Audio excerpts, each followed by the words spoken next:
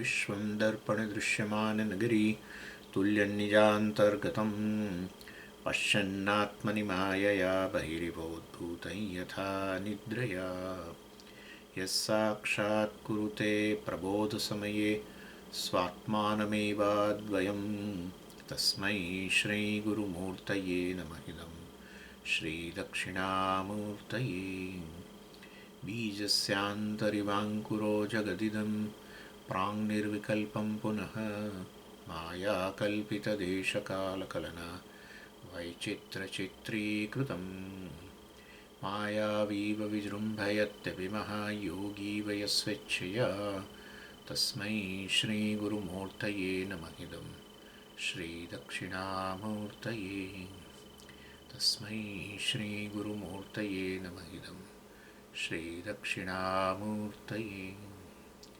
ॐ सहना भवतु सहनौ भुनक्तु सह वीर्यङ्करवावहै तेजस्विनावधीतमस्तु मा विद्विषावहै। ॐ शान्तिः शान्तिः शान्तिः। सदाशिवसमारम्भां शङ्कराचार्यमध्यमाम् अस्मदाचार्यपर्यन्तां वन्दे गुरुपरम्पराम्।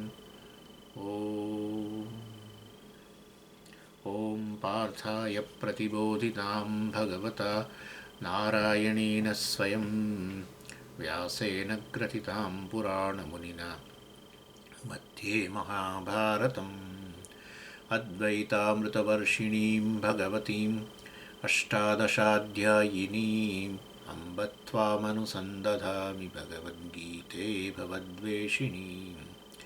यं ब्रह्मा वरुणेन्द्ररुद्रमरुतः स्तुन्वन्ति दिव्यैस्तवैः वेदैः साङ्गपदक्रमोपनिषदैः गायन्ति यं सामगाः। ध्यानावस्थिततद्गतेन मनसा पश्यन्ति यं योगिनः यस्यान्तं न विदुःसुरासुरगणाः देवाय तस्मै नमः देवाय तस्मै। એટલે આ છઠ્ઠા અધ્યાયના ની સમરી સાર જે છે એની અંતર્ગત આપણે મનનું પ્રભુત્વ માસ્ટરી ઓવર માઇન્ડ મનને કેવી રીતે આપણે અનુકૂળ બનાવવું ધ્યાન માટે. આ તો ધ્યાન યોગ છે અને જ્ઞાન માટે. પહેલાં જ્ઞાન માટે પછી ધ્યાન માટે. એટલે સતત મનની મદદ લેવી પડે. મનની મદદ વગર થાય નહીં. એટલે મનને કેવી રીતે અનુકૂળ કરવું એ આપણે ચર્ચા કરી રહ્યા હતા. અને એમાં આપણે જોયું કે છઠ્ઠા અધ્યાયની અંદર આ પ્રશ્ન અર્જુને કર્યો પણ ખરો. ચંચલમ હિ મનઃ કૃષ્ણ પ્રમાથી બલવદ દૃઢમ 35મો શ્લોક. પ્રમાથી બલવદ દૃઢમ તસ્યાહમ નિગ્રહમ મન્યે વાયોરીવ સુદુષ્કરમ. જેમ વાયુને નાથવો જેમ દુષ્કર છે એવી રીતે અને પણ મનને નાથવું અર્થાત મનને આપણે અનુકૂળ બનાવવું. પ્રતિકૂળ છે અત્યારે મન. આપણે એક કામમાં એને જોડવું છે, ત્યાં જે કામમાં જોડવું છે એનાથી બીજું જ કરે છે. ધ્યાન કરવા બેસો તો પછી બીજું જ મન વિચારે. અહીંયા કશુંક સાંભળવા બેઠા હોઈએ, કંઈક લખવા બેઠા હોઈએ, વાંચતા હોઈએ, કોઈ પુસ્તક મન ફરતું હોય અર્થાત સહકાર નથી આપતું. એટલે કે એનો નિગ્રહ બહુ મુશ્કેલ જણાય છે. મન ચંચળ છે અને માટેનો નિગ્રહ મુશ્કેલ જણાય છે. એમ તો શું કરવું? કારણ કે અર્જુને કહ્યું એતસ્યાહમ ન પ્રપશ્યામી યોયમ યોગસ્ત્વયા પ્રોક્ત સામ્યેન મધુસૂદન એતસ્યાહમ ન પશ્યામી ચંચલત્વાત સ્થિતિ સ્થિરામ. આપણે તો ઘણું બધું કહ્યું. બીજા અધ્યાયમાં જ્ઞાનની વાત કરી, અહીંયા ધ્યાનની વાત કરી, બધું ખરું. યોયમ યોગ ત્વયા પ્રોક્ત આપના દ્વારા કહેવાયો ખરો બધો. કર્મયોગ જ્ઞાનયોગ બધું. એતસ્યાહમ ન પશ્યામી, પરંતુ હું આ બધું વસ્તુઓ મારા મનમાં બરાબર બેસતી નથી. ચંચલત્વાત સ્થિતિ, ચંચળતાને કારણે, મનની ચંચળતાને કારણે કશું ટકતું નથી. મન ફર્યા કરે છે. અને ત્યાર પછી ભગવાને કહ્યું ચંચલ અસંશયમ મહાબાહો 36મા શ્લોકમાં અસંશયમ મહાબાહો મનોદુર્નિગ્રહમ ચલમ અભ્યાસેન તુ કૌંતેય વૈરાગ્યેન ચ ગૃહ્યતે. ભગવાને રસ્તો પણ બતાવ્યો. સાથે સાથે કહ્યું અસંશયમ, અર્થાત મન ચંચળ છે એમાં ફરિયાદનું કોઈ કારણ જ નથી. અસંશયમ, નો ડાઉટ, અર્થાત જેણે બનાવ્યું છે એ જ કહે છે કે આવું જ છે તો, અને આવું હોવું જ જોઈએ. મનની અનેક વસ્તુઓનું ચિંતન કરવું જરૂરી છે. મન એક જ જગ્યાએ સ્થિર થઈ જાય, અર્થાત એક જ વિષયના આકારની વૃત્તિ ઉત્પન્ન થાય, બસ પછી આગળ કશું સ્ટીક ત્યાં અટકી ગઈ તો પછી પતી ગયું. તો પછી મનની જરૂર શું છે? એવા મનને શું કરવાનું? એક જ જગ્યાએ અટકી જ ગયું તો આ તો પથ્થર જેવું થઈ ગયું. મનને તો જે વિષયોનો સંપર્ક કરે છે જગતની અંદર, જીવતા હોય ત્યારે વાસ્તવની અંદર જગતના વિષયોનો તો સંપર્ક કરવાનો જ છે. વિષયનો સંપર્ક કરવા માટે વિષયાકાર વૃત્તિ ઉત્પન્ન થયા જ કરવી પડે. જેવો વિષય એવી વૃત્તિ, જેવો વિષય એવી વૃત્તિ. તો મનની ચંચળતા તો હોવી જ જોઈએ ને. અર્થાત મન એવું, જેમ પેલી ફિલ્મની વાત કરી હતી મેં તમને, મૂવીની પિક્ચરની અંદર જેમ ફિલ્મ હોય એવી રીતે વાસ્તવની અંદર સતત, તો જ તમે દાખલા તરીકે એક જ તમને એક જ ફ્રેમ સ્થિર થઈ જાય તો તમે મૂવી જોવા જાઓ, 3 કલાક બસ એક જ પેલી અટકી જાય કશું, તો તમે ના જાઓ. એ કેવું કહેવાય? તમે જાઓ ત્યારે એ જ ચિત્ર હોય અને પછી એ 3 કલાક પછી એ જ ચિત્ર હોય. તમે 5 જ મિનિટમાં ઊભા થઈને નીકળી જશો. એટલે મન તો ચાલવું જ જોઈએ. પ્રત્યેક વૃત્તિ જે છે એક પછી એક પછી એક પછી, એટલે કે જગતના વિષયો અબજો વિષયો છે. એટલે જ્યારે વ્યવહાર કરો ત્યારે વ્યવહારના અનુરૂપ એનું મનમાં વૃત્તિ ઉત્પન્ન થવી જ જોઈએ. એટલે મન બદલાતું જ રહેવું જોઈએ. એટલે મનની ચંચળતા એ જે છે એ વાસ્તવમાં ફરિયાદનું કારણ નથી. એવું આપણે સ્વીકારીએ તો અડધું જીતી ગયા. પહેલાં તો આપણો વિરોધ થાય છે મનની અંદર. મન ચંચળ છે, મન ચંચળ, વિરોધ થાય છે, ફરિયાદ થાય છે. મન ચંચળ છે, મન ચંચળ. જેનું સ્વરૂપ હોય એના સામે ફરિયાદ કરો તો કેવું સમજીએ, અગ્નિ ગરમ છે, આમ મોડું વાંકું કરી કે અગ્નિ ગરમ છે, એટલે પછી તો હોવો જ હોય ને. હા, કેવી રીતે વસ્તુ સાથે કામ લેવું, વસ્તુનું સ્વરૂપ જાણવું અને એ સત્યનો સ્વીકાર. મુખ્ય તકલીફ આટલી જ છે, મનુષ્યની તકલીફ આટલી જ છે કે વર્તમાનમાં જે છે એવી વસ્તુ એ જોતો નથી. બસ આટલું જ છે. હંમેશા ક્યાં તો ભૂતકાળમાં રહે છે.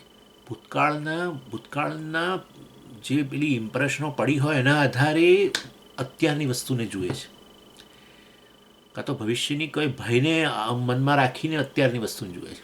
અત્યારની વસ્તુ, પ્રેઝન્ટમાં રહેલી વસ્તુને જેવી છે એવી જુઓ, તમે બ્રહ્મનિષ્ઠા પ્રાપ્ત થઈ જાય. બસ આટલું જ છે. આખી દુનિયાના બધા થિંકર્સ આવું કહે છે. આપણે નહીં, આપણે તો મૂળ મુદ્દાની વાત કરીએ છીએ, પરંતુ દુનિયાના બધા જ થિંકર્સ કહે છે કે મનુષ્ય જો આટલું કરે ને, વર્તમાનમાં જે છે જેવી વસ્તુ છે એવી વસ્તુ જુએ અને એને સ્વીકારે, બસ આટલું જ. કોઈ પ્રકારનો અધ્યારોપ ન કરે. આપણે અધ્યારોપ કરીએ, સ્વામી મળે તો આજે એક્ઝામ્પલ આપું છું, સ્વામી મળે તો સ્વામી પર અધ્યારોપ કરીએ. આ એ જ સ્વામી છે, પેલા એક્ઝામ્પલ આપું છું તમને. જે પણ વ્યક્તિને મળો છો તમે, એ વ્યક્તિને એક ક્ષણે છે એવો તમે નથી જોતા. તમારો ભૂતકાળ લઈ આવી અને એ ભૂતકાળને મનમાં લાવીને એના આધારે એના પર અધ્યારોપ કરી અને પછી વ્યવહાર કરો છો. નહીં તો તમે વ્યવહાર ન કરી શકો એવું તમારું મનમાં છે. આ બાળપણની મુશ્કેલી છે. ચાલો, એમાં હું અત્યારે નથી પડતો, પરંતુ આ રીતે અહીંયા ભગવાને કહ્યું અસંશયમ, આવું જ છે મન. તો પછી આવું ચંચળ જ હોય તો પછી તમે ચર્ચા શેના માટે કરો છો? ચંચળતાની ચર્ચા કેમ કરો? એટલા માટે મનને સહકાર લેવો છે ને આપણે. બસ એ સહકાર લેવા માટેની આ વાત કરવાના છે. ચંચળ હોય તો ચંચળ રહ્યો, પણ એને આનો સહકાર જોઈએ છે. આપણે જે કામ કરીએ એ કામમાં એ સહકાર આપે, આટલું કરીએ એટલે બહુ થઈ ગયું. બાકી મનને ફરવું હોય તે ફરે. હા, એટલે આ રીતે અહીંયા આપણે એ વાત કરવાની હતી. અને મનની અંદર જે પણ વિચાર આવે ને, આપણે માનીએ કે ખરા નાહકના વિચારો કરે છે. કોઈ નાહકના કે નકામા વિચારો નથી. દરેક વસ્તુનું લોજિક હોય છે. હું અત્યારે એકદમ ધ્યાન કરવા બેસું અને મને ટ્રેનનો વિચાર આવ્યો સીધો જ, એ સ્વામી તમારે ટ્રેનને અત્યારે શું લાગે વળગે, પણ આવે એટલે પણ ના આવવો જોઈએ સ્વામીજી, એ ખોટો વિચાર છે, એ કશું નથી, એનું કંઈક લોજિક છે, આની વાસનાઓ તો પડેલી જ છે ને. ભૂતકાળની અંદર ટ્રેનોમાં આપણે ફરતા હતા એની વાસના છે જે અનુભવોની, તો એમાંથી એ ઉત્પન્ન થાય. કોઈ વસ્તુ એમને ઉત્પન્ન નથી થતી. બેઠા હો તમે ધ્યાન કરતા હો ને કોળાનો વિચાર આવું આવે, હોઈ શકે કોળા તમને થાય સ્વામીજી કોળો કેમ યાદ આવ્યું, ભાઈ આવું છે. હા, કંઈ પણ વિચાર આવી શકે, કોઈને ભજીયાનો વિચાર આવે, ગમે તેનો વિચાર આવે, ઇન શોર્ટ કોઈ પણ વસ્તુનો વિચાર આવી શકે. આપણે માનીએ કે ખોટો, ના એનું લોજિક છે. કોઈ પણ વસ્તુ પાછળ એ ઉત્પન્ન થવા પાછળ એનું કારણ રહેલું છે એમ. ચાલો, તો પછી હવે મનને સમજી આવું હોય તો પછી હવે ભૂલી જાઓ ને ચર્ચા બંધ કરો ને ચાલો આગળ વધો, 7મો અધ્યાય શરૂ કરો. ના, પણ એવું છે કે મન ચંચળ છે, જો એવું તમે કહેતા હો આ ક્ષણે, જો તમે કહો કે સમજી મન ચંચળ છે, તો હું કહું છું કે અત્યારે જ આ ક્લાસ તમે છોડી શકો છો, આટલું વેદાંત જ છોડી શકો છો. લો, જો તમે આવું કહો કે સમજી મન ચંચળ છે, તો તમે વેદાંત પણ છોડી શકો છો. પણ મનની ચંચળતા તમે કહો છો હું ચંચળ છું, તો પછી વેદાંત જીવનભર ભણવાની જરૂર છે. જો મન ચંચળ છે એટલે કહો કે હું ચંચળ છું, મનની ચંચળતા તમને નથી નડતી, સમજી હું ચંચળ છું. અહમ ન જોડાય ત્યાં સુધી કોઈ દુઃખ ફરિયાદ ઉત્પન્ન ન થાય. વસ્તુ આ દુનિયાની અંદર કેટલા લોકો મૃત્યુ પામે છે રોજના, કેટલા જીવો મૃત્યુ પામે છે, કેટલાકને તો આપણે જ મારી નાખીએ છીએ, અને કેટલીક વસ્તુઓ, કેટલાક જીવો મરી જાય છે, મરણ પામે છે, તો આપણને આનંદે થાય છે પાછો. એટલે મૃત્યુ એટલે સ્વામીજી શોક કોઈ જરૂરી નથી, જરૂરી છે જ નહીં. જો એવું હોય તો તમે તમારા રોજ જે તમે જ મૃત્યુ નોંધો વાંચો છો, તો તમે તો શોકમાંથી બહાર જ ના આવી શકો. તમારા જીવનમાં સુખની ક્ષણ જ ના હોય, કારણ કે કેટલા મૃત્યુ જુઓ છો રોજ. કશું થતું, રૂવાટું ફરકતું નથી આપણું. એક ક્ષણ માટે થયું, કદાચ કોઈકને છે ઓ પતી ગયું, દેટ્સ ઇટ. બીજી ક્ષણે ગુલાબજાંબુ મોં મૂકીને મજા કરો છો. એ બતાવે છે ક્યાં, તો પછી મૃત્યુ કેમ શોક ઉત્પન્ન કરે છે? અહમથી સંબંધિત કોઈ વ્યક્તિનું મૃત્યુ થાય તો, હું સાથે કનેક્ટેડ હોય ને તો, નહીં તો નહીં. મારા દીકરાના કોઈ મિત્ર, એને સમજો કશુંક થયું, દીકરાનો તો બરાબર છે, પણ દીકરાના મિત્રને કંઈક થયું તો તરત અસર થાય. એટલે કહેવાનો આશય અહમથી સંબંધિત હોય તો તકલીફ થાય છે. મન ચંચળતા તકલીફ નથી.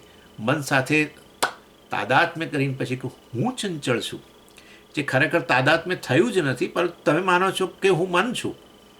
આવી એક ભૂલ કરીને બેઠા છો, પછી તો બહુ મોટી ફરિયાદ. લોકો કેટલું બધું કરે છે, તમે વિચારો, દુનિયાની અંદર કેટલું બધું બિલિયન્સ ઓફ ડોલર્સ વપરાય છે લોકો મનને ચંચળતામાંથી મુક્ત કરવા માટે, શાંત કરવા માટે. કારણ કે મનની ચંચળતા હોય તો તમે કોઈ ચિંતા નથી. એ વાંદરો ચંચળ હોય, એક ઝાડથી બીજા ઝાડે કૂદતો હોય તો તમે આનંદ લેતા હો છો, પણ એ અહીંયા એવી રીતે મન કુદાકૂદ કરતું હોય તો આપણને કોઈ તકલીફ નથી, એ તેનો સ્વભાવ છે. પરંતુ હું ચંચળ છું, એનો અર્થ કે તમારી અને મનની વચ્ચે જે અંતર રહેલું જ છે, એ અંતરને તમે જાણો, આટલું જ. અને એટલા માટે ભગવાને કહ્યું વૈરાગ્ય અને બીજું અભ્યાસ. એટલે એ અભ્યાસ અને વૈરાગ્ય દ્વારા આ વસ્તુ જે છે, તમે તમારી અને મન વચ્ચે અંતર ઉત્પન્ન કરી શકો. તમે છો, એક ચેતન વ્યક્તિ છો, એ મન જળ છે, તમે એને પ્રકાશિત કરો છો, દૃશ્ય છે તમારા માટે. એક દૃક અને દૃશ્ય વચ્ચે અંતર હોય, એ અંતર ઉત્પન્ન કરો. ભૌતિક અંતર નહીં, એમ કે મનની સ્થિતિ બદલવાની વાત નથી, ખાલી તમે એનાથી વિલક્ષણ જ છો. તમે જેમ પ્રકાશક અને પ્રકાશ્ય વસ્તુ જેમ ભિન્ન હોય, અને તો જ પ્રકાશિત થવારૂપી ક્રિયા થઈ શકે. પ્રકાશ્ય હોય તો પછી પ્રકાશિત કરવાની ક્રિયા જ ન રહે. સમજ્યા? એટલે એ રીતે આ જ્ઞાન, મનનું તમને જ્ઞાન થઈ રહ્યું હોય તો મન તમારાથી વિલક્ષણ હોવું જોઈએ. મન જ્ઞેય છે, તમે જ્ઞાતા છો, સાક્ષી છો, આપણે વાત કરીએ જ છીએ. એટલે એ આ રીતે વાસ્તવની અંદર એ અંતર ઉત્પન્ન કરવાની જરૂર છે. અને એટલે એ રીતે મન ના પ્રત્યેક વૃત્તિ તમે છો, પરંતુ તમે વૃત્તિથી વિલક્ષણ છો, મનથી વિલક્ષણ છો. આ વસ્તુ વારંવાર અભ્યાસ, ભગવાન કહે છે વારંવાર આ વસ્તુને તું જો, કારણ કે વેદાંતનો અભ્યાસ કરો જ છો. અને માટે જ્યારે નવરા પડો ને જ્યારે મન ઉપલબ્ધ સહેજ બને ત્યારે પણ જેટલી ક્ષણ માટે ઉપલબ્ધ બને આ જુઓ કે હું મન નથી. મન વિશે હું બધું બોલી શકું છું. મન જ્ઞેય વસ્તુ છે, દૃશ્ય વસ્તુ છે, હું એનો દ્રષ્ટા છું. આપણે દૃગ્દૃશ્ય વિવેકમાં જોઈ ગયા. અને એ રીતે હું સ્વતંત્ર છું મનથી. મન મારાથી સ્વતંત્ર નથી. હું મનથી સ્વતંત્ર છું, મનનો પ્રકાશક છું. મનની ગેરહાજરીમાં પણ હું તો હોઉં છું જ. મન લય પામી જાય તો પણ હું હોઉં છું. એ તો મારો અનુભવ છે સુષુપ્તિ વગેરેની અંદર. અને આ રીતે સતત અભ્યાસ એટલે શું? સતત કરો તો તમારી અને મન વચ્ચે હવે એક અંતર ઉત્પન્ન થયું. તમે હવે મન સાથે તાદાત્મ્ય નથી કરતા. એટલે મન સાથે તાદાત્મ્ય થઈ શકે એવું પણ નથી. એ મિથ્યા વસ્તુ છે, તમે સત્ય છો. સત્ય મિથ્યાનું મિશ્રણ પણ નથી થઈ શકે એવું. પરંતુ આ એક ભ્રમ ઉત્પન્ન થાય છે કે હું મન છું, અને એના કારણે મનની ચંચળતા તમે તમારા પર આરોપિત કરો છો. અને હું ચંચળ છું, અશાંત છું, એ વસ્તુ તમે ન સ્વીકારી શકો. હું અને અશાંતિ જોડે જઈ શકે એવું જ નથી, કારણ કે હું શાંત સ્વરૂપ છું. જેમ કે આપણે વાત કરીએ છીએ ને કે જેનું સ્વરૂપ એનાથી જુદું જણાતું હોય તો એ વસ્તુ એનામાંથી મુક્ત થવા માટે પ્રયત્ન કરે. જેવી રીતે મેં તમને વાત કરું છું કે આ જળ જે છે એ શીતળ વસ્તુ છે, પરંતુ કોઈક અગ્નિના સંપર્કને કારણે ઉષ્ણ જણાય તો એ ઉષ્ણતામાંથી મુક્ત થવાનો સતત પ્રયત્ન કરે. વસ્તુ પોતાની સ્વાભાવિક સ્થિતિમાં જ રહેવા માગે છે. એટલે એ રીતે હું જે સ્વાભાવિક રીતે હું તો શાંત છું. શાંતમ શિવમ અદ્વૈતમ, અર્થાત હું તો સ્વભાવથી જ શાંત છું, સાયલન્સ. પરંતુ આ રીતે મનની સાથે તાદાત્મ્ય, હું મન છું એ પ્રકારનો એક ખ્યાલ અધ્યારોપ કરીને, મનનો મારા પર અધ્યારોપ કરીને હું મન છું અને માટે હું અશાંત છું, ચંચળ છું, એ વસ્તુ જે છે તમને પછી નડે છે. અને તમે જાણે કે એમાંથી મુક્ત થવાનો પ્રયત્ન કરો છો. તો માનો છો કે હું જ ખરેખર ચંચળ છું અને હું ચંચળતામાંથી મુક્ત થઉં એવું તમે માનો છો. એટલે આ રીતે આ એક ઉપાય બતાવ્યો. એ તો જાણે ઠીક, પરંતુ એ સિવાય બીજો ઉપાય છે. એ પેલું ના તમારાથી થાય તો કશો વાંધો નહીં. ભગવાન બીજો પણ ઉપાય બતાવે છે. અને એમણે ભગવાને ઉમેરી એક વસ્તુ, અભ્યાસ તો પેલામાં હતો જ, અહીંયા ભગવાને ઉમેરી એક વસ્તુ વૈરાગ્ય. કે કેવી રીતે તમારું મન જે છે કયા કયા પ્રકારની કલ્પનાઓ કરે છે, તમને ખબર પણ નથી કે મને કેવી કલ્પનાઓ કરીને બેઠું છે. અત્યારે જ આ જીવનની અંદર જ એવી એવી કલ્પનાઓ કરીને બેઠું છે, સહેજ વિચાર કરતાં જ એ કલ્પનાનો મેલ કકડભૂસ થઈ જાય એવો છે. અને એ કલ્પનાઓ કરી અને પછી એ કાલ્પનિક વસ્તુઓ માટે મન દોડાદોડ બહુ કરે છે અને માટે ચંચળ જણાય છે. એટલે અહીંયા ભગવાને વૈરાગ્યની વાત કરી. અને એટલે પહેલાં વૈરાગ્યની વસ્તુને સમજવા માટે હવે પહેલો પ્રશ્ન કે મન કેમ દોડે છે, કેમ અને દોડે છે બરાબર, કઈ દિશામાં જાય છે? તો બે દિશા પકડે છે. જેની મનની ચંચળતા માટે બે વસ્તુ જવાબદાર છે. કે આ તો કોઈ વસ્તુમાં એને બહુ રસ જણાય છે, બહુ પ્રોમિસ જણાય છે, મને એનાથી અભિભૂત થયેલું છે, અથવા તો કોઈક અત્યંત દુઃખનો વિષય છે, એમાં જાય છે. જ્યારે પણ મન જતું હોય ત્યારે સ્વાભાવિક છે મનને એ વસ્તુ માટે પ્રેમ હોવો જોઈએ, અથવા તો મન જે તે દિશામાં જતું હોય તો ત્યાં દુઃખ રહેલું હોવું જોઈએ. બંને દિશામાં જાય છે. અને સ્વાભાવિક છે કે જે તે વિષય તરફ મન દોડે છે એને એના માટે પ્રેમ જણાય છે, કારણ કે એને ત્યાં જણાય છે કે એ વસ્તુ મળશે તો સેટિસ્ફેક્શન, આનંદ આવશે, સંતોષ મળશે વગેરે. અને માટે મન આપોઆપ જ જાય, સ્વાભાવિક છે. અને દુઃખના વિષય તરફ કેમ જાય છે? તો કે જવું જ જોઈએ. જ્યાંથી દુઃખ આવતું હોય તો એના તરફ ધ્યાન અપાવવું જ જોઈએ. તમારા શરીરમાં કોઈ જગ્યાએ પીડા થઈ હોય તો તમારું ધ્યાન કેવું વારે વારે જાય છે ત્યાં? એવી રીતે મનને પણ ક્યાંકથી દુઃખ કે પીડા ઉત્પન્ન થઈ હોય તે વિષય તરફ જવાનું જ છે. એ પણ બહુ સ્વાભાવિક છે. એટલે આ ઈશ્વરની જ અરેન્જમેન્ટ છે કે દુઃખનો કોઈ વિષય હોય, પીડા હોય તો મન જવું જોઈએ ત્યાં, કે જેથી કરીને તમે એનો ઉપાય કરો. ઘણીવાર દુખાવો ન થાય અને માટે તમારું ધ્યાન ન જાય અને એમાંથી વ્યક્તિઓ ગુજરી જતી હોય છે. હાર્ટના કિસ્સામાં તો બહુ વાર થયું છે આવું, કે પેઇન જ ન થાય અને સીધો માસિવ જ એટેક આવે, વ્યક્તિ ગુજરી જાય છે. એટલે પેઇન થાય તો પછી આપણું ધ્યાન જાય કે હા જો અહીં કંઈ તકલીફ છે. ચાલો તપાસ કરાવી શું છે વગેરે. એટલે એ ઈશ્વરની ગોઠવણ છે આ તો. માટે મન પણ જે વિષયને દુઃખનું કારણ માનતો હોય એ દિશામાં મન જવાનું જ છે. દાખલા તરીકે કોઈકે તમારું અપમાન કર્યું, સમજો એક્ઝામ્પલ આપું છું તો, અને તમે પછી તો વેદાંતી છો માટે ધ્યાન કરવા બેઠા. હવે આત્મધ્યાન થવાનું જ નથી, એ વ્યક્તિ તરફ જ જાય. એને શું જવાબ આપવું, આમ કરું તેમ કરું, એને કેવી રીતે એનો ઉત્તર આપવું, એના અપમાન માટે હું એનું કેવી રીતે અપમાન, જે પણ. અર્થાત મન ઘવાયેલું છે, દુઃખી છે, પીડાનો જે વિષય છે, સોર્સ, એ તરફ જવાનું જ છે. એટલે વાસ્તવની અંદર આ સત્યો જે છે પહેલાં જાણો. એટલે કે મનની ચંચળતા માટે વાસ્તવમાં આ વસ્તુ જવાબદાર છે. ક્યાંક એને કંઈ સુખ કે જણાઈ રહ્યું છે, સંતોષ જણાઈ રહ્યો છે અને માટે દોડે છે, અથવા કોઈ દુઃખના વિષય તરફ દોડે છે. ઓકે, હવે તો વૈરાગ્ય એટલે શું, હવે એ સમજીએ આપણે. એટલે રાગદ્વેષના વિષય તરફ દોડે છે, આમ તો એમ કહેવાય, પરંતુ હવે રાગદ્વેષ બોલવું એટલે તમને પછી બહુ ના કે સ્વામીજી હવે તો ધરાઈ ગયા છીએ. સારું, એટલે હવે આપણે રાગદ્વેષ વાત જવા દઈએ અને આપણે આ રીતે સમજીએ. એટલે વૈરાગ્ય એટલે શું, તો કહે છે કે આ જે છે ને મન જે તે વિષયને સુખનું કારણ માનીને દોડે છે, કે સંતોષનું કારણ માનીને એ તરફ દોડે છે, પ્રેમ બતાવે છે, એ વાસ્તવની અંદર અધ્યાસ જ કરેલો છે. એ વિષય ઉપર મને આ પ્રકારનો અધ્યાસ, કલ્પના કરેલી છે કે આ વસ્તુ સુખનું કારણ છે, આ વસ્તુ સંતોષનું કારણ છે, આ વસ્તુ શાંતિનું કારણ છે, આ વસ્તુ હું તમને ઉદાહરણ આપીશ, આ વસ્તુ સલામતીનું કારણ છે. આપણને રસ એમાં જ હોય. એટલે કોઈક વિષય પર આ રીતે અધ્યારોપ, કલ્પના કરે, એનું જેટલું મૂલ્ય છે એનાથી એનું મૂલ્ય વધારી દે અને પછી દોડે તરફ. એટલે નહીં કે વિષય તરફ જે દોડે છે એ વિષય ખરેખર એવો છે, વિષય પર આ પ્રકારનો અધ્યારોપ કરે છે, અને વેદાંતની અંદર શોભન અધ્યાસ કહેવામાં આવે છે. શોભન એટલે સારા પ્રકારનો અધ્યાસ, સુખનું કારણ, સલામતીનું કારણ, સારો અધ્યાસ. એમ એટલે સારો અધ્યાસ એટલે અધ્યાસ સારો નહીં, પણ એટલે આ પ્રકારની સારી વસ્તુઓ જોવી, એ પણ અધ્યાસ જ છે.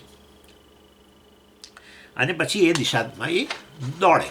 અને તમે જુઓ જ છો, આપણો બધાનો અનુભવ છે કે જેવા શાંતિથી બેઠા નથી, કે આપણે દાખલા કે ધ્યાન કરવા બેઠા ને તરત ક્યાં તો સુખના જો વિષય હોય એના તરફ દોડે, ક્યાં તો પછી આ દુઃખના વિષય તરફ દોડે. એટલે શોભન અધ્યાસ.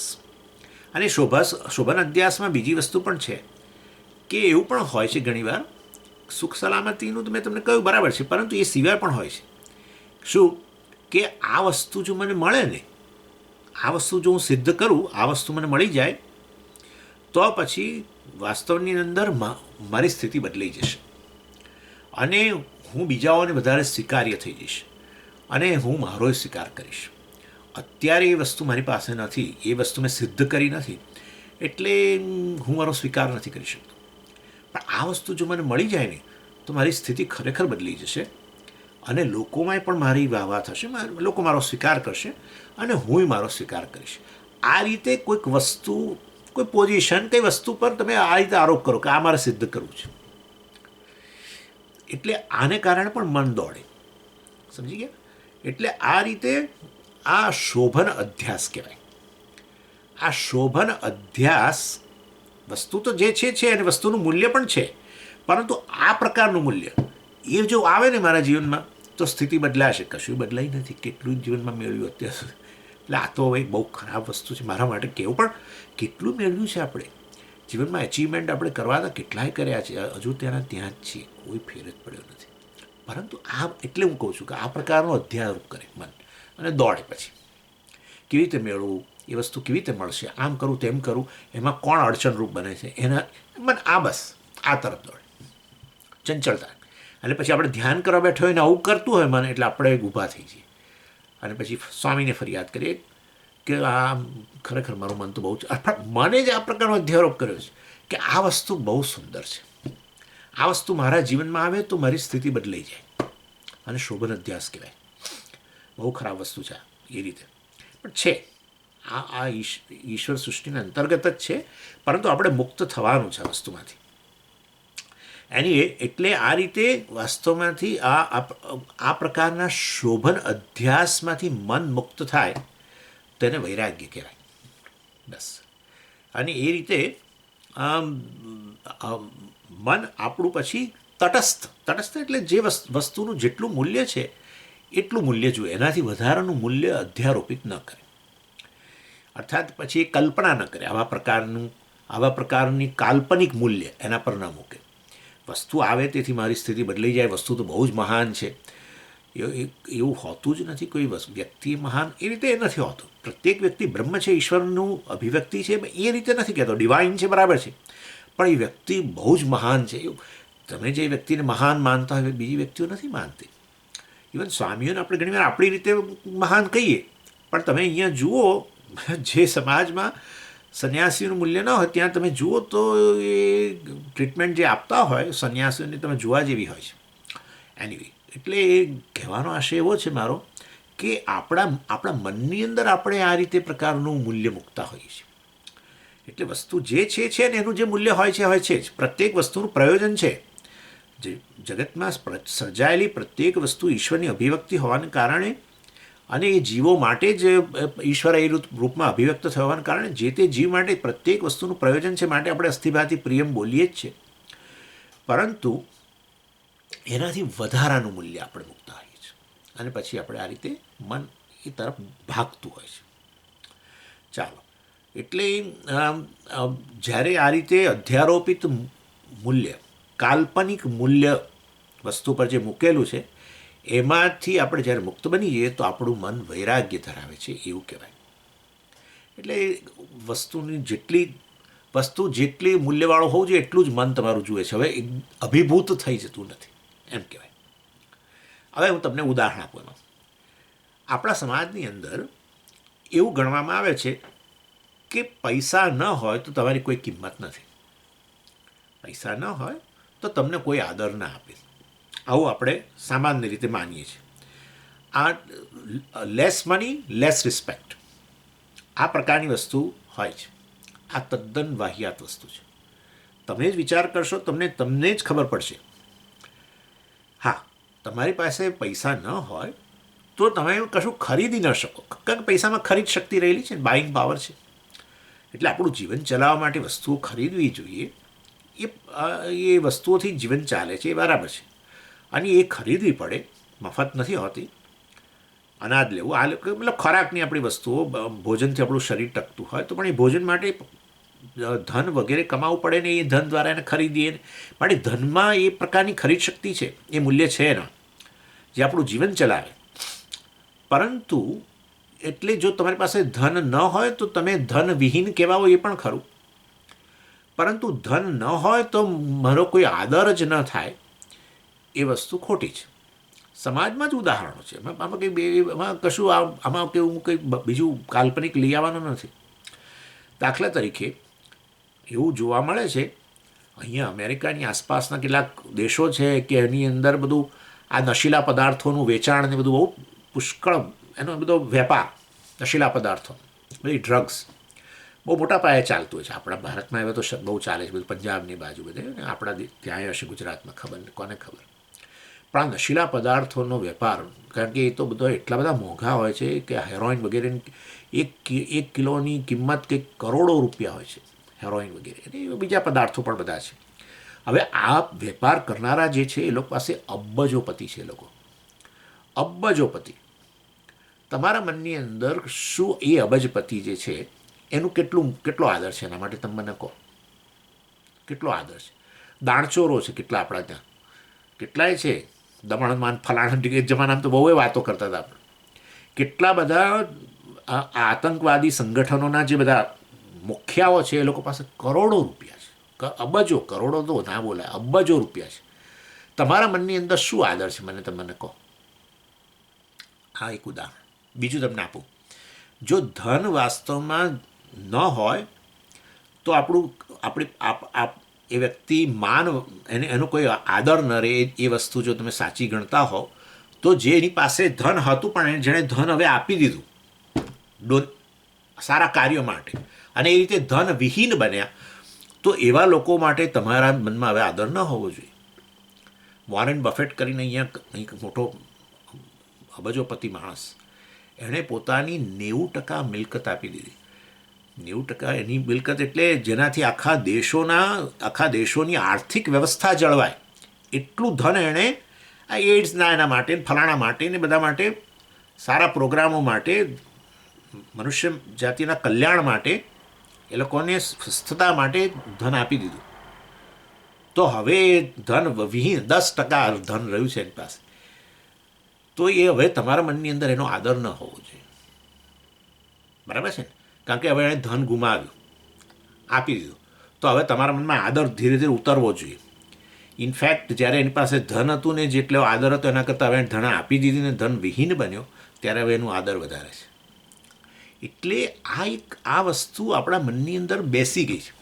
આવું નથી કે તમે એક દિવસ સવારના પહોરની અંદર વિચાર્યું કે પહેલાં બધું સારું હતું પણ હવે વિચાર્યું કે મારી પાસે ધન નથી માટે હું આદર વગરનો છું. હવે એક દિવસ વહેલી સવારે આ તમને વિચાર આવ્યો. આવું નથી.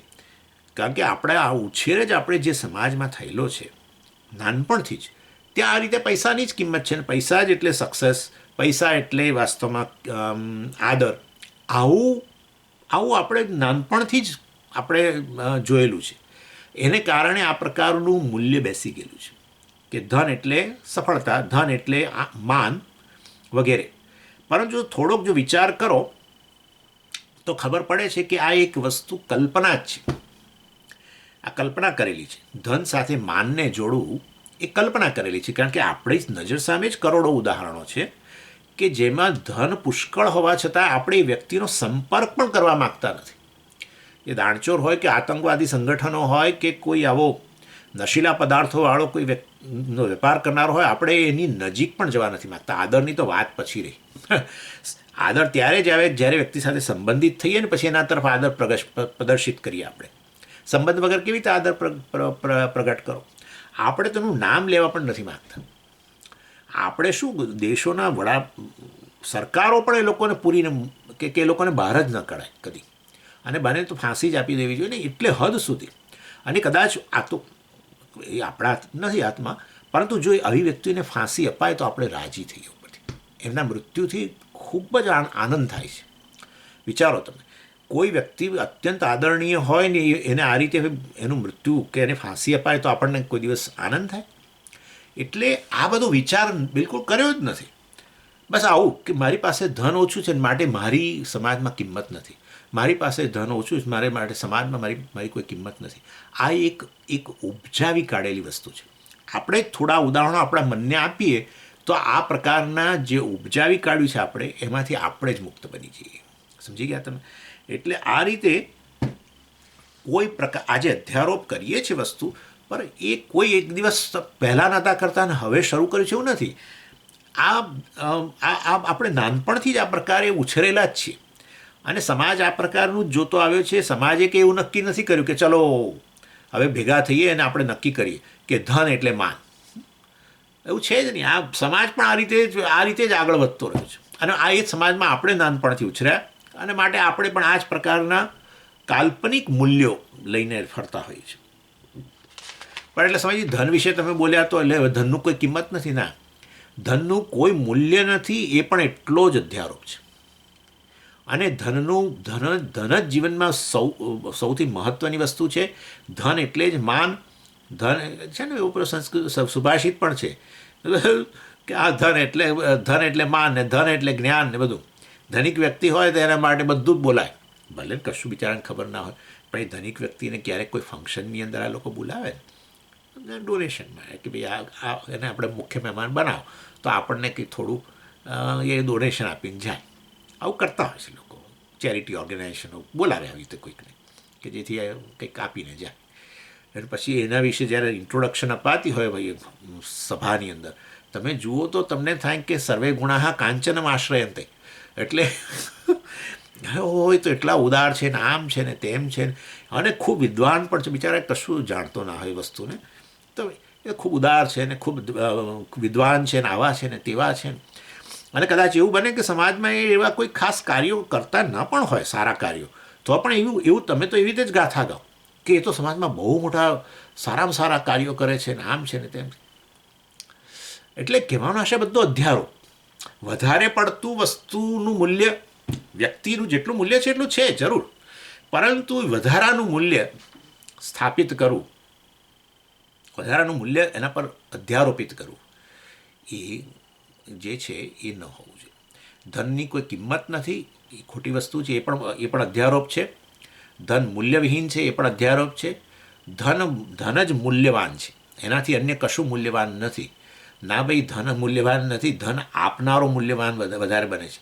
ધન આપે છે સારા કાર્યો માટે, જે જગતની અંદર એ લોકોનું મૂલ્ય સ્થપાય છે, નહીં કે ધન જ મૂલ્યવાન હોય.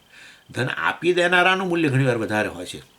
એટલે એનીવે, એટલે આ રીતે કોઈ પણ, આ તો મેં તમને ઉદાહરણ આપ્યું. બધું આવું તો બધી જ વસ્તુમાં જ્યાં જ્યાં તમારું મન જતું હોય ને ત્યાં તમારે કરવાનું છે. હું તો તમને એક એક્ઝામ્પલ આપું છું. અત્યારે મનને રોકવું હોય, દોડતું, એ દિશામાં દોડતું રોકવું હોય, તો એણે જે અધ્યારોપ કર્યો છે પહેલાં, અને પછી અધ્યારોપ કરીને એ વસ્તુને અતિ મૂલ્યવાન ગણીને સુખનું કારણ કે પ્રેમનું કારણ કે સંતોષનું કારણ માનીને એ દિશામાં દોડતું હોય છે, સલામતીનું કારણ માનીને, તો એમાંથી તમે મુક્ત બની શકો. પહેલાં અધ્યારોપ જે થાય છે એનેમાંથી મુક્ત થવાની જરૂર છે. હું વાત કરું છું વધારે થોડી. એનીવે, એટલે આ રીતે એ અધ્યારોપમાંથી મુક્ત બને. આવો શોભન અધ્યાસ કહેવાય ને. આ તો સારો અધ્યાસ કર્યો, સારા મૂલ્યોનો અધ્યાસ કર્યો, જે ત્યાં ખરેખર નથી એમ. એટલે તો તમારું મન એ વિષય પ્રત્યે હવે એને વૈરાગ્ય છે એવું કહેવાય. એટલે ભગવાને કહ્યું વૈરાગ્ય જોઈએ પહેલાં, અને પછી અભ્યાસની વાત કરું છું. અને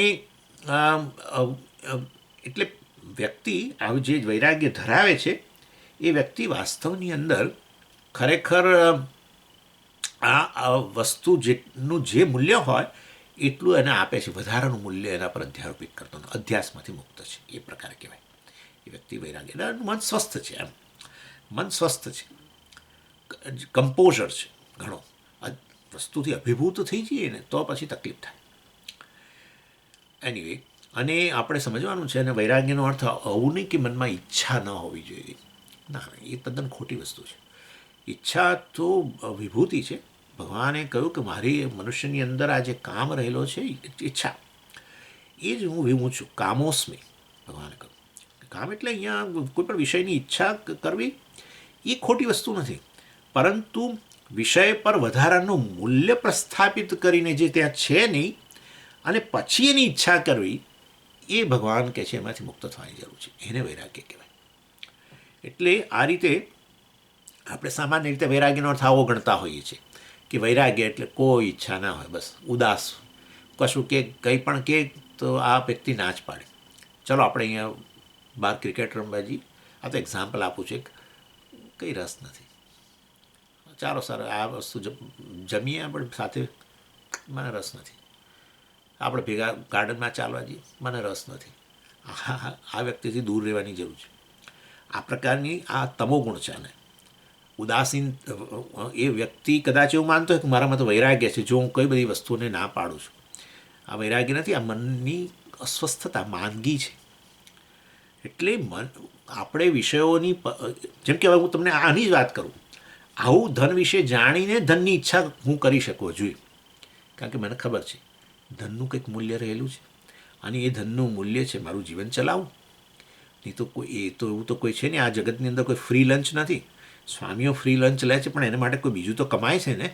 એટલે વાસ્તવની અંદર કશું ફ્રી નથી આ દુનિયાની અંદર.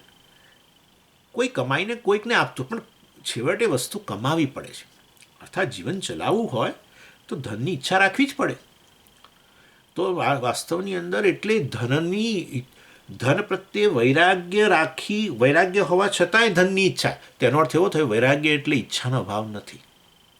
વૈરાગ્ય એટલે વસ્તુ પર જે તમે વધારાનું મૂલ્ય અધ્યારોપિત કર્યું છે, જે વસ્તુ બિચારી પાસે છે નહીં, એ અધ્યારોપિત કરીને પછી એની તીવ્ર ઈચ્છા રાખવી, એ ઈચ્છામાંથી મુક્તિ છે, જે ખરેખર ત્યાં છે નહીં.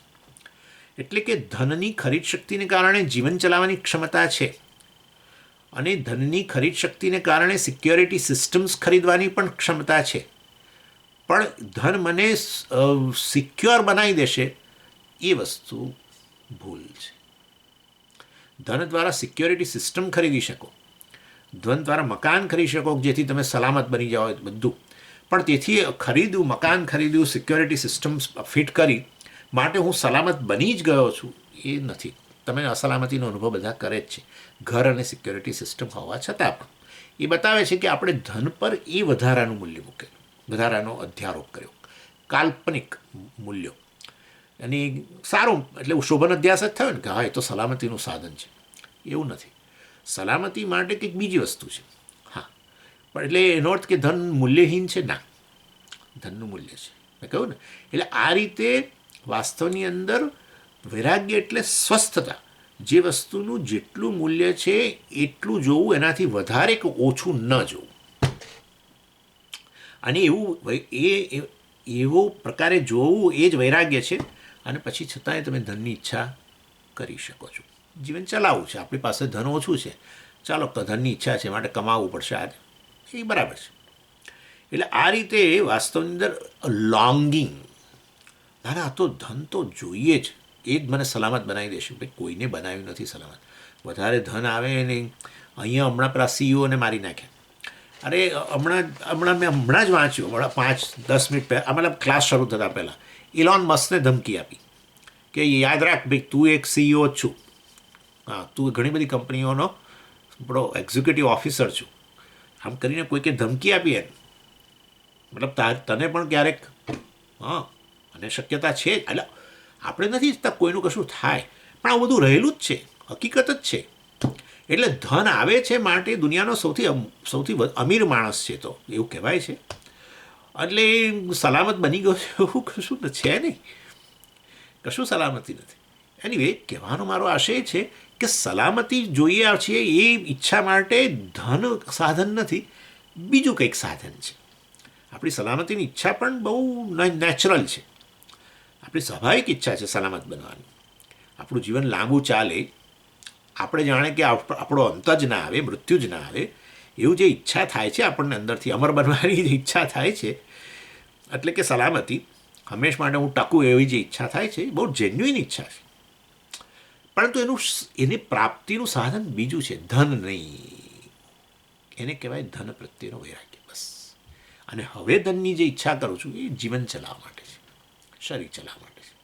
એ વસ્તુ આખી જુદી છે. અથવા થોડાક બહારના જે આપણા કમ્ફર્ટ્સ વગેરે હોય છે, થોડાક જોઈતા હોય આપણને કે થોડા બહાર પણ કમ્ફર્ટ્સ જોઈએ સ્વામીજી, એવી ઠીક છે તો ભાઈ જરૂર ખરીદવા પડે તો. એટલે પરંતુ આંતરિક આપણને જે આ રીતે રાહત જોઈતી હોય છે, સલામતી વગેરે પ્રાપ્ત કરીએ તો આંતરિક રીતે રાહત લાગે, એ વસ્તુ માટે કંઈક બીજું સાધન છે. એની ચર્ચા આપણે વેદાંત કરતું હોય છે, પણ આપણે અત્યારે એની વાત નહીં કરીએ. એટલે આ તમને મેં વૈરાગ્ય શું વસ્તુ છે મેં તમને કહ્યું. વૈરાગ્ય એટલે ઈચ્છાનો અભાવ એવું નથી. વૈરાગ્ય એટલે કોઈ વસ્તુ પર અધ્યારોપ કરી અને એ વસ્તુનું વધારે પડતું મૂલ્ય આપણું મન નક્કી કરે, કલ્પના કરે અને પછી એની ઈચ્છા કરે, એમાંથી મુક્તિ. ચાલો, હવે સ્વામીજી એ બરાબર છે, પરંતુ આ અધ્યારોપમાંથી કેવી રીતે મુક્ત થવું, હવે આ પ્રશ્ન છે. એટલે એના માટે વાસ્તવની અંદર જે તે વસ્તુ હોય એ વસ્તુનું ખરેખર વસ્તુલક્ષી મૂલ્ય જેને કે કહેતા હોઈએ છીએ, અને બીજું છે કાલ્પનિક મૂલ્ય જે આપણે અધ્યારોપિત કર્યું છે. એના વચ્ચેનો ભેદ આપણે સમજવો જોઈએ, તો જ આપણે એ અધ્યારોપમાંથી મુક્ત થઈ શકીએ.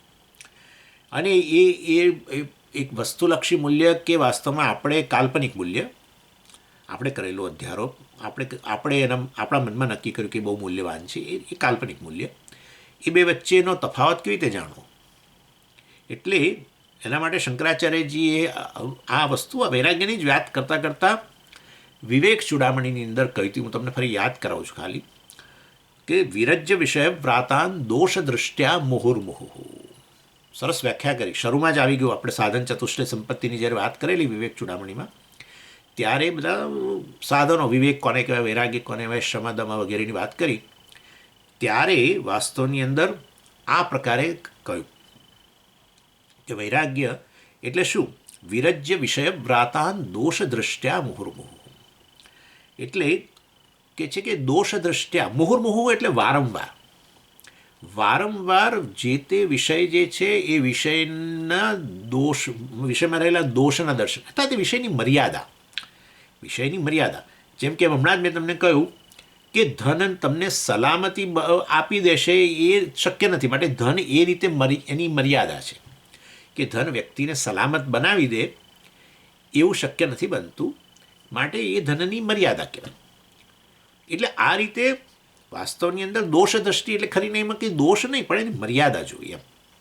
આચાર્ય કહે છે કે તમે વારંવાર એ જે તે વસ્તુ પર તમે અધ્યારોપ કરેલો છે એ અધ્યારોપવાળી વસ્તુ જે છે અથવા જે તે વસ્તુ તમારા જીવનમાં જે બહુ જ તમારું મન દોડે છે ચારે તરફ, જે તરફ દોડતું હોય, આવો શોભન અધ્યાસ કરીને એ વિષયને લાવો મનમાં અને એના સારા પાસા અર્થાત એ તમે શું આપી શકે અને શું ન આપી શકે, મર્યાદા શું છે એ તમારા મનની અંદર તમે જોવાનો પ્રયત્ન કરો.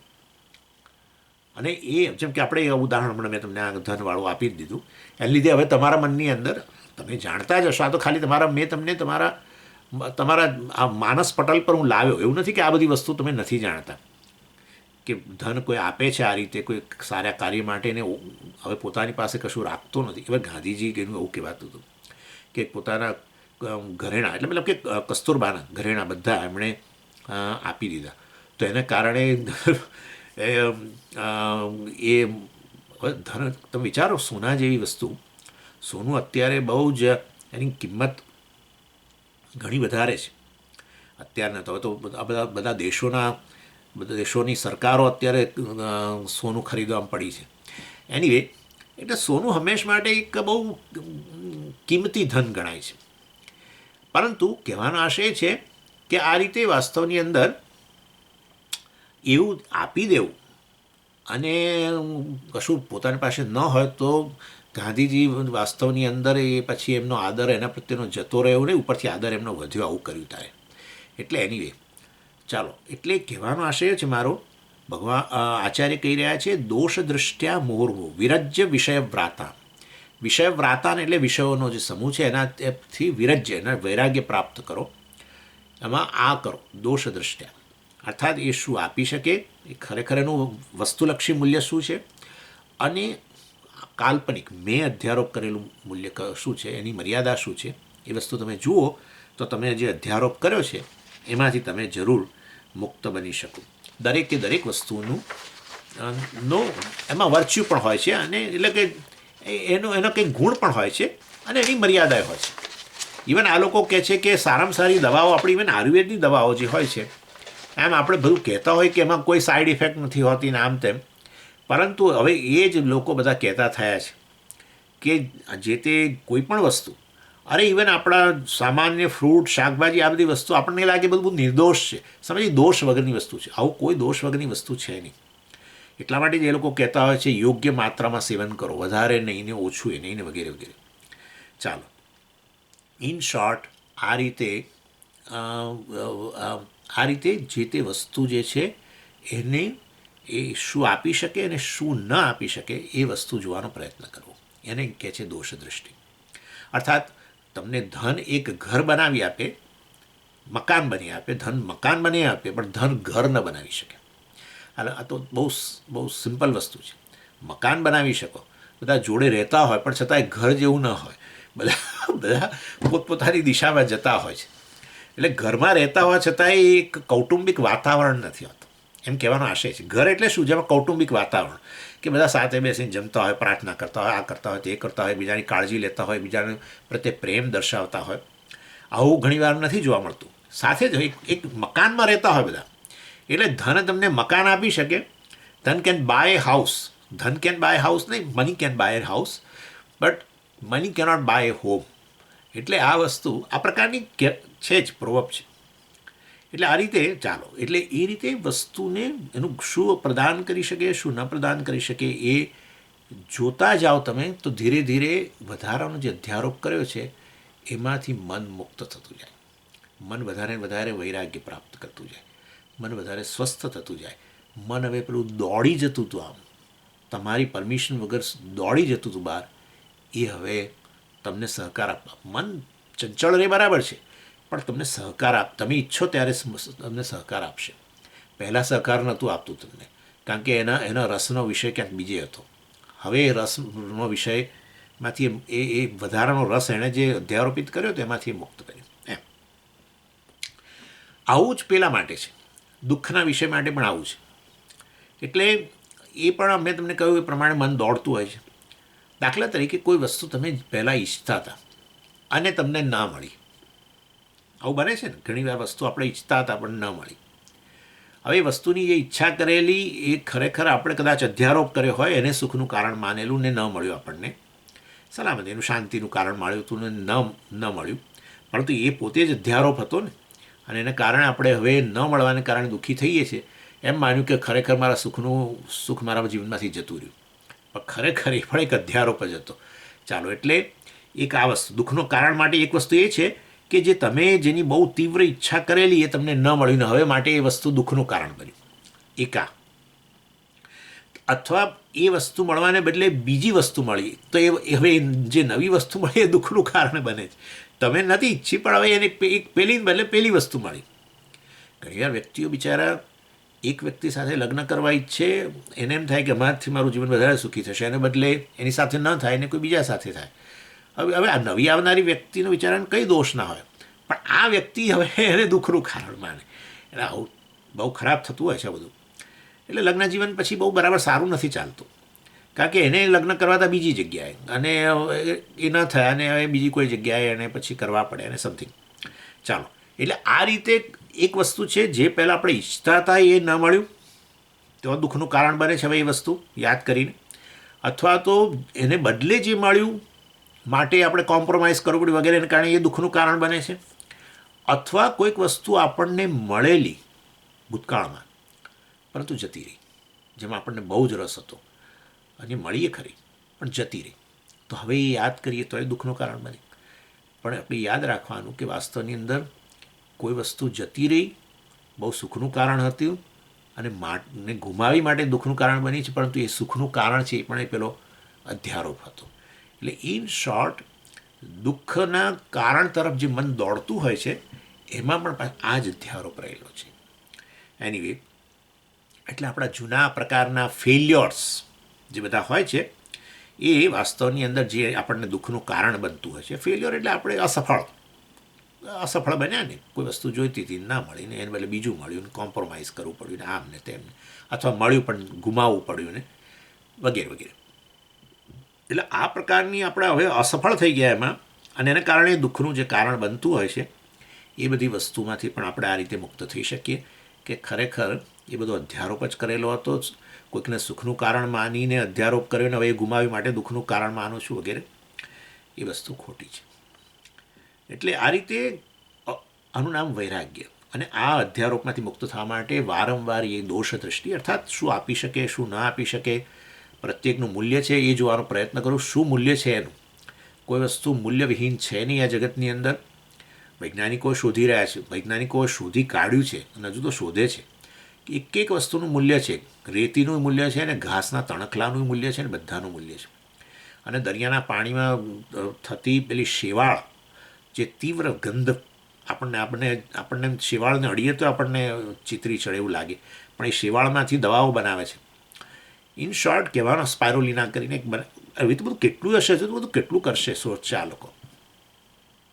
ઇન શોર્ટ, દુનિયાની અંદર કોઈ વસ્તુ મૂલ્યવિહીન નથી, પણ મારું મન જે દિશામાં દોડે છે દુઃખ કે સુખ માનીને, તો ત્યાં એ જરૂર કોઈ વધારાનું મૂલ્ય સ્થાપિત કર્યું છે એ જોવાનો પ્રયત્ન કરવો. વસ્તુનું મૂલ્ય ખરેખર શું છે અને હું કઈ વસ્તુ એ અધ્યારોપિત કરું છું, એ તમે જ્યારે જુઓ તો પછી અધ્યારોપમાંથી તમે ધીરે ધીરે મુક્ત બની શકો. એટલે એ વૈરાગ્ય હોવો પહેલી વસ્તુ છે. અને બીજી વસ્તુ આવે છે અભ્યાસ. એટલે વૈરાગ્ય અને અભ્યાસ દ્વારા વાસ્તવની અંદર તમે અને તમારા મન વચ્ચે પણ અંતર ઉત્પન્ન કરી શકો, અથવા તો તમે જે છે એ આ રીતે તમારા મનને પણ મુક્ત કરી શકો. અથવા મન હજુ દોડી રહ્યું હોય આ રીતે તો પણ તમે જાણો છો કે આ મન ખોટું જ દોડે છે સુખ કે દુઃખના વિષય તરફ, એની ચંચળતા આજે છે ખોટી છે અને હું તો એનાથી વિલક્ષણ છું, ચૈતન્ય છું, જેનો પ્રકાશક છું, અને એ રીતે તમે એમાંથી મુક્ત બની શકો છો. એટલે વિષયની મર્યાદા જોવી એ જ વાસ્તવની અંદર વૈરાગ્ય છે. અને એને વારંવાર અભ્યાસ કરવાની વાત ભગવાન કરે છે. એનો અર્થ એવો થયો કે કદાચ મન તમે આ મનને આ વસ્તુ બતાવશો તો પણ મન એકદમ મુક્ત નહીં થાય. માટે ભગવાને બીજો શબ્દ જોડે તરત મૂકી દીધો, વૈરાગ્યને જ અભ્યાસેન તું કૌંતેય વૈરાગ્યને જ ગૃહ્યતે. એટલે વૈરાગ્ય તો જોઈએ જ, પણ અભ્યાસ. કેમ અભ્યાસ? કારણ કે એવું નથી કે પહેલાં તમે વસ્તુનું મૂલ્ય કેટલું છે એટલું જાણતા હતા અને કોઈ અધ્યારોપ નહોતા કરતા. એવું છે જ નહીં. તમે જ્યારથી વસ્તુના સંપર્કમાં આવ્યા છો ત્યારથી અધ્યારોપ કરીને જ ફરો છો.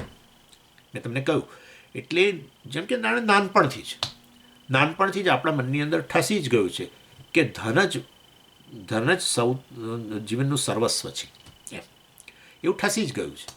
એટલે એનો અર્થ એવો થયો કે જો આવું નાનપણથી જ ઠસી ગયું હોય તો હવે કંઈ એકવાર બતાવવાથી એ મુક્ત થવાનું નથી. માટે ભગવાને જોડે જોડે કહ્યું અભ્યાસ, એની પ્રેક્ટિસ થોડોક સમય તમારે જરૂર કરવી પડશે, તો જ મન ખરેખર પછી આમાંથી મુક્ત બનશે. મન તમને હવે સહકાર આપશે. જે કામ માટે ઈચ્છો છો ત્યાં મન ઉપલબ્ધ બનશે, કારણ કે હવે પેલા અધ્યારોપ કરીને દોડતું હતું એમાંથી હવે મુક્ત બન્યું છે.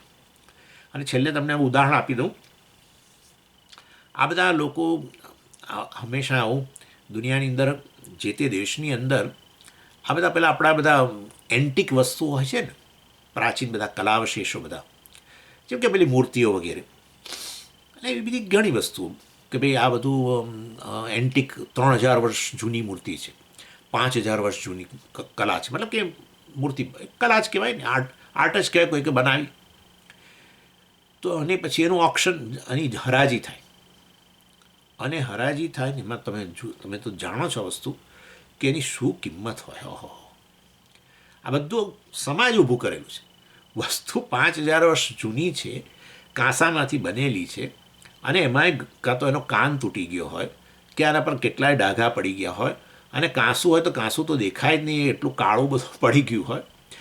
એટલે પણ તું ના, જૂનું છે માટે સોસાયટી ભેગી થઈને એનું એક, અને એટલા માટે તો ઓક્શન કરીને હરાજી, મતલબ હરાજી કરીને સૌથી વધુ બોલાય એને આપે.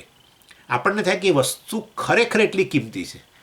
સમાજે કલેક્ટિવલી એના પર થોપેલું એક મૂલ્ય છે. બસ જૂનું એટલું સોનું સ્વામી.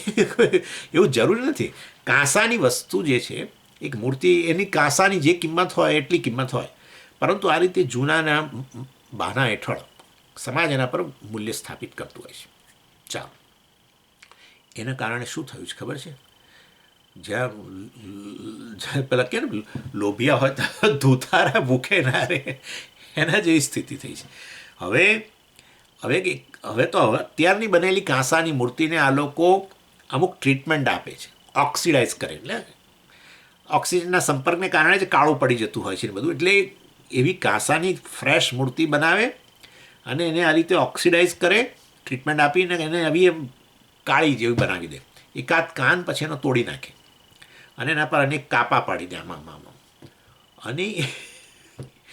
અને એને પછી વેચે કે આ તો 5000 વર્ષ જૂની વસ્તુ છે. તમે વિચાર કરો એ ભાઈ, એમાં પેલી વ્યક્તિ છેતરાઈ ગઈ, જેણે લીધી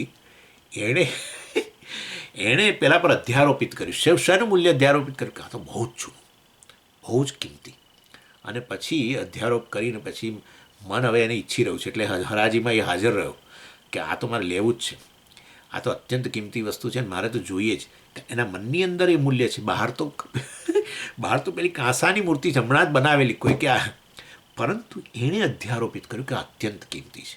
અને પછી મન એની પાછળ ભાગતું હતું ને એણે ખરીદીને પસ્તાયો. એનીવે, સમજો કે આવી વ્યક્તિને એનો મિત્ર એના ઘેર આવે અને એને આ બતાવે કે જો મેં આ ખરીદી, $2 લાખ અંદર મેં ખરીદી આ વસ્તુ, અને આ તો 3000 વર્ષ જૂની મૂર્તિ છે, ફલાણી જગ્યાએથી નીકળેલી છે ને આમ ને તેમ ને, અને બધું એનું આમ પ્રિન્ટ પેલું એ હોય, એની પેલી તકતી જેવું હોય, એમાં લખેલું હોય કે આ જમાનાની છે આમ તેમ વગેરે. અને એના મિત્રને બતાવે. એનો મિત્ર હોશિયાર હોય, એને પરખ હોય કદાચ આ બધી વસ્તુઓની, એન્ટિક વસ્તુઓની માટે પરખ હોય, અને એ પછી કે હું તારો મિત્ર છું એટલે તને કહું કે આ ખરેખર તું મેં છેતરાઈ ગયો છું. અને એ બધા એના કારણો આપે, પુરાવા આપે કે જો આ વસ્તુ તો ખરેખર નથી. હવે એના મનમાંથી પેલું કેવું ઉતરી ગયું, આમાં એનું મૂલ્ય જે છે કેવું ઉતરી ગયું. એ વસ્તુની જેટલી કિંમત છે એટલી છે. એક સરસ મૂર્તિ છે, બધું બરાબર છે, પરંતુ પહેલાં જે હતું મૂલ્ય અત્યંત વધારે, એ મૂલ્ય પેલા વ્યક્તિના શબ્દો માત્રથી એ વધારાનું મૂલ્ય જે એણે અધ્યારોપિત કરેલું હતું એમાંથી એ મુક્ત બની ગયો. હવે શું કહેવાય એને? વૈરાગ્ય કહેવાય. દ્વેષ નહીં, એ વસ્તુ હજુ એ ત્યાં રાખે, પરંતુ એ જાણે છે કે આ એક મૂર્તિ છે, એનું જે કંઈ મૂલ્ય છે એ છે, પરંતુ એનાથી વધારાનું જે મૂલ્ય હતું જે એણે અધ્યારોપિત કરેલું હતું એમાંથી મુક્ત બન્યો. ખ્યાલ આવ્યો તમને? એટલે મેં તમને આ ઉદાહરણ આપ્યું.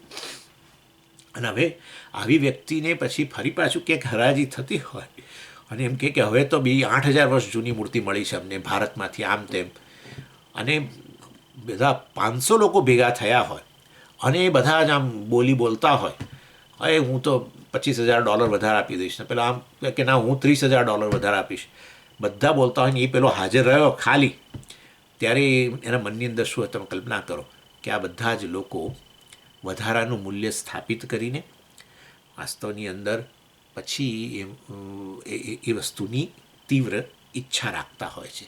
ખરેખર વસ્તુ પોતે તો જે મૂલ્યવાળી છે એટલી જ છે, એનાથી વધારાનું મૂલ્ય તો આ લોકોએ સ્થાપિત કરેલું છે. સમાજે નક્કી કર્યું કે જૂનું એટલે આપણે વધારે મૂલ્ય, અને એમાં જે સૌથી વધારે બોલે એ આધારે એ વસ્તુ વધારે કિંમતી ગણાય, એ પ્રકારનું આ બધો કેવળ અધ્યારોપ છે. એ વસ્તુ આપણે જાણવી જોઈએ. આવું ચાલો તો એન્ટિકમાં આપણે કંઈ જવાના નથી, પરંતુ આ વસ્તુ જે મેં કહ્યું એ પ્રત્યેક વસ્તુ માટે લાગુ પડે છે. આવું એ વસ્તુ માટે અભિભૂત થઈ જઈએ છીએ અને ઈચ્છા, આપણે તીવ્ર ઈચ્છા રાખીએ છીએ, ત્યારે આપણે એ તીવ્ર ઈચ્છા શું ખરેખર એ વસ્તુ મૂલ્ય ધરાવે છે માટે એની ઈચ્છા રાખું છું, કે મેં કોઈ વધારાનું મૂલ્ય એના પર સ્થાપિત કર્યું છે અને એના કારણે મારા માટે વધારે મૂલ્યવાન બની જઈને પછી હું એની ઈચ્છા રાખું છું, એ આપણે નક્કી કરવાનું હોય છે. એટલે આ રીતે વારંવાર વસ્તુઓ, પરિસ્થિતિઓ જે પણ હોય એને વારંવાર અભ્યાસ, ભગવાને કહ્યું વારંવાર એ વસ્તુ પર ચિંતન કરો તમે કે એનું મૂલ્ય શું છે અને હું કઈ વધારાનું મૂલ્ય એના પર કયું સ્થાપિત કરું છું. એ વસ્તુ પર ચિંતન કરી અને ધીરે ધીરે તમે એમાંથી મનને મુક્ત કરો. બસ તો હવે મનને દોડવા માટે કોઈ કારણ ન રહ્યું. અને એવું મન તમે જ્યારે ભણવા બેસો અને તમે કહો મનને કે તારે અહીંયા હાજર રહેવાનું છે મારી સાથે, જરૂર રહેશે, કોઈ તકલીફ વગર રહેશે. અથવા તો ધ્યાન કરતા હો તો પણ હવે એ મનને દોડી જવા માટે, સુખ કે દુઃખનો વિષય એ રીતે દોડી જવા માટે હવે કોઈ કારણ નથી રહ્યું. એટલું ખરું કે વૈરાગ્ય, આ વસ્તુ મૂલ્ય જાણ્યા પછી પણ, વસ્તુનું મૂલ્ય જાણ્યા પછી અધ્યારોપિત મૂલ્ય છે એ જાણીને એમાંથી મુક્ત થવાનું છે, એ જાણ્યા પછી પણ મન દોડશે ખરું. માટે ભગવાને અભ્યાસ શબ્દ વાપર્યો કે ધીરે ધીરે પ્રેક્ટિસ કરતાં કરતાં કરતાં મન હવે શાંતિથી તમારી પાસે છે. એ બહુ જ મહત્ત્વની વસ્તુ છે. જો તમારે આ જ્ઞાનની અંદર નિષ્ઠા જોઈતી હોય તો એને એબાઇડિંગ માઇન્ડ કહે છે. એબાઇડિંગ માઇન્ડ એટલે મન તમારી પાસે છે, તમે એને જે દિશામાં દોરો એ દિશામાં એ દોરાય છે.